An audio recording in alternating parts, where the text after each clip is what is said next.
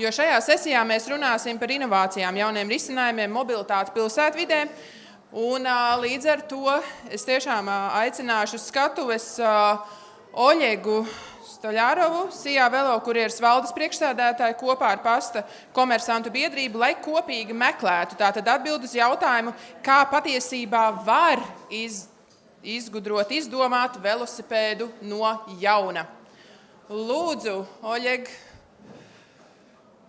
skatuvi ir jūsu, un lūk arī ierodās velosipēdi. Izcili, mums ar pilnīgi ar visiem vizuālajiem arī materiāliem.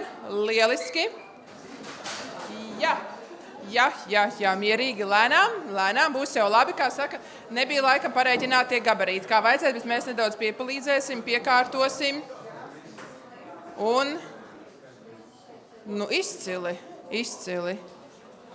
Šāds velosipēds būtībā pārvadājumiem, ja? Jā, lieliski, kolēģi, jā. Kā saka, skatuvi jūsu rīcībā.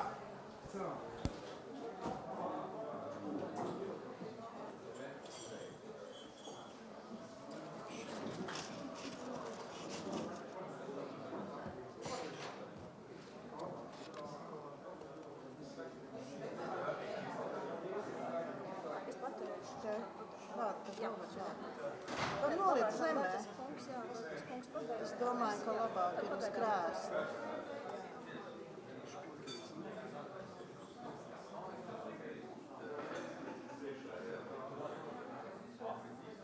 Tā, labdien, man viss prieks jūs šeit redzēt, tie, kas vēl turās. Es saprotu, ka jums jau galvas visiem dūlas, tāpēc, ka visu laiku cipari, visi runā pa aprits ekonomiku non-stopā, ja? Visi runā, un tāpēc es mēģināšu pilnīgi nestāstīt neko pa aprits ekonomiku. Neko. Es vienkārši stāstīšu par reālo dzīvi, kā cilvēki dzīvo, kā viņi brauc un kāpēc vajadzētu braukt. Es varbūt sākšu tādu, ka svarīgākā, es vienu vārdu pa aprits ekonomiku. Aprits ekonomika viskrūtākā ir veselīgais dzīvesveids. Tā ir vissvarīgākā. Kamēr jūs kustaties, kamēr jums veselība, jūs nekustaties, jums veselība nebūs. Un tāpēc es sākšu varbūt vienu klipiņu, ja, kur man ir operators. Mums bija tā, ka mums bija sākums ar vienu klipiņu, tā kā vizītkartē, kas mēs esam. Sāksim ar šito. Neapturami skrēj, katrs rīts kā piedzīvojums, nemiņas no bēdām ej. Aplūksnes un mēbeles, viss viņu somā slēpjas, kilometriku zem riteņiem, viss ceļā steidzas. Brauc un brauc, neapstājas, sūtījumu straume, ripo kā straumes.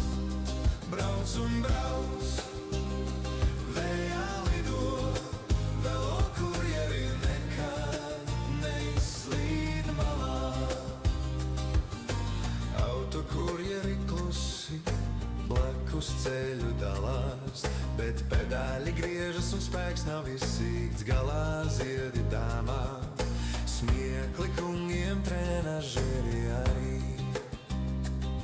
Velo kurjeri pārvērš dienu mazā svētku burvībā. No rīta līdz vakaram viņu misija vienmēr laikā. Es tad palūkšu nākošo mūsu prezentācijas klipiņu. Kamēr viņš rādās, es pats velosipēdu braucu no 88. gada. Rēķiniet, jau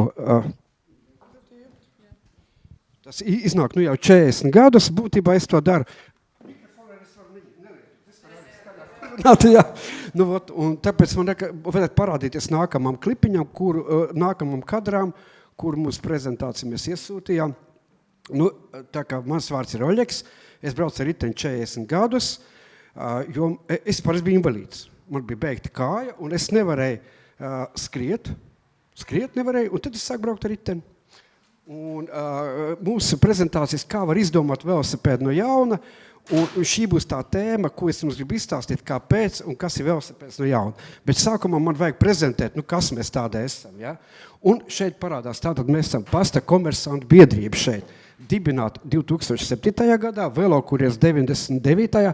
un šeit pastkomersantu biedru piegādes skaits īstenībā ir kopā pasniegt pagājušajā gadā apgrieza 60 miljonus paciņas un vēstuļu. Un tātad mums ir DPD, Omņevs, Smartpost, Venipaks, Universitāte, Velokurjers.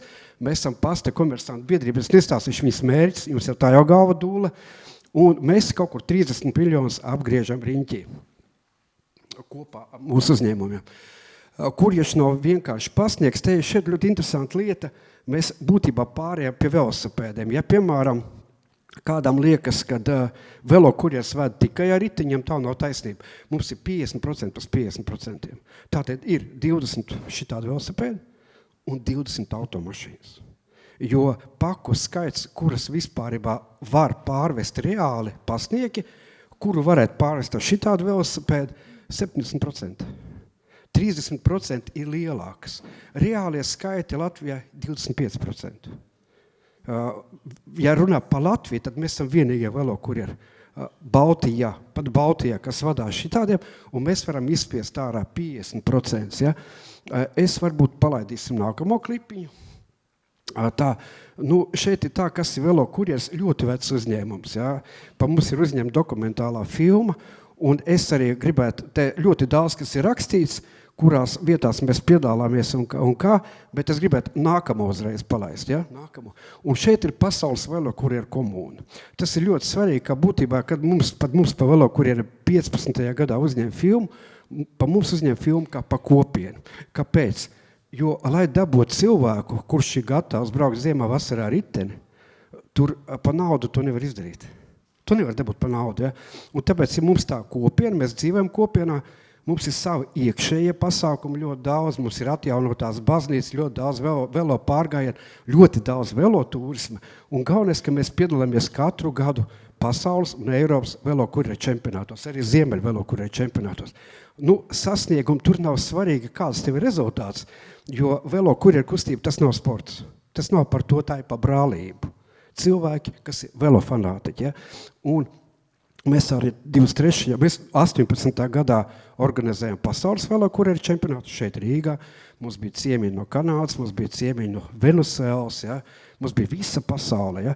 Un 23. gadā mēs ļoti labi sekmējam Budapeštā, mēs dabujam 2 vietas. Viena meitene dabūja 1. vietu un viens puisis. Un puisis dabūja 1. vietu tieši braucot ar šitādu velosipēdu, ja? Ar kargo. Tā, mēs ejam tālāk, un tagad, kāpēc es runāju par ziemu? Lielākais mīts ir tāds, ka cilvēks saka Latvijā, starp citu Latvijas tagad paskaitīja, nogāja lejā, cik tad īsti atbrauc ar velosipēdiem? Ziniet, cik? Cik velosipēdi ir lejā? 8. Mans 9. Tas ir stāsts par to, cik mēs vispār ar tiem velosipēdiem esam. Mēs sakam, ļoti daudz, visi runā par velosipēdiem, velosipēdis ļoti daudz, īstenībā viņi ļoti maz. Ja salīdzinot citām valstīm, Eiropā ļoti maz. Ja? Un es paņēmu tādu tēmu, kas mums sagaida ziemā un kā mēs brauksim. Bet tas ir vesels stāsts. Pirmkārt, lielākais mīts par to, ka ziemā braukt nevar. Es uzdot jautājumu, jūs arī atbildēsiet, visi veči, kas sēž un kas nāk, viņi ar lielu prieku brauc uz Alpiem slēpot. Slēpo visi. Brauc ar ātrumā 100 km/h. Es viņiem prasu, kāpēc jūs nevarat paņemt riteni? Nevajag 100 km/h, brauc ar 20. Kā tā? Var? Un pirmais jautājums, kā tā vai var? Var. Un tagad es stāstīšu, kāpēc var un kā. Tagad es bišķiņ ielīdīšu citā lietā. Es mēģināšu tehniski kaut ko mums parādīt. Ir elektrība. Elektrība ir baga labā lieta. Arī dabīgi ir elektriskās mašīnas, elektriskie velosipēdi. Un pirmie elektriskie velosipēdi pie mums velokurjeri, mēs jau diezgan progresīvi esam, ienāca 12. gadā. 14. gadā mēs nopirkām pirmo elektrisko velosipēdu, un, ziniet, nekā nenotika. Nopirkam elektrisko velosipēdu, baterija milzīga, elektrība arī ļoti daudz. Šitam te viss pieķi lūst. Un tiem riteņiem bija tāda lieta, kas no šitiem riteņiem. Viņiem bija motors šeit, riteni. Un tur bija motors arī riteni. Tur bija motori, bija riteņos. Un būtībā no tā elektriskā velosipēda mēs neredzējām nekādu jēgu. Pilnīgi nekādu. Un 18. gadā es ļoti pateicīgs savam kurjeram Jānim Andersonam, kurš teica, nopirkam dārgo riteni, kuram motors būs šeit. šeit pedāļos. Šitam te ir motors. Un mēs viņu saucam riteņas ar stūmēju. Un tas ir tas, ko es gribētu jums arī izstāstīt un pastāstīt. Tas ir apmēram, ka jūs visu laiku lietojat pogu telefonu. Jums ir pogu telefons, ja? Un tagad es saku, šeit skārienu jūtīgo telefonu. Starpība milzīgi, ja? Bet jums tie pogu telefoni, tā nosacīt riteņi, kuriem ir motors bolts un volts, viņi nebrauc kā tādiem riteņiem. Viņi brauc kā pogu telefoniem. Viņam stūmē nav. Kur ir nelaime? Ļoti dārgi. Tāds ritenis jauns maksā 2500 eiro, šitāds 5000 eiro. Kāpēc zaļās tehnoloģijas ir tik dārgas? Es par to arī nerunāšu. Tas ir cits stāsts, ja?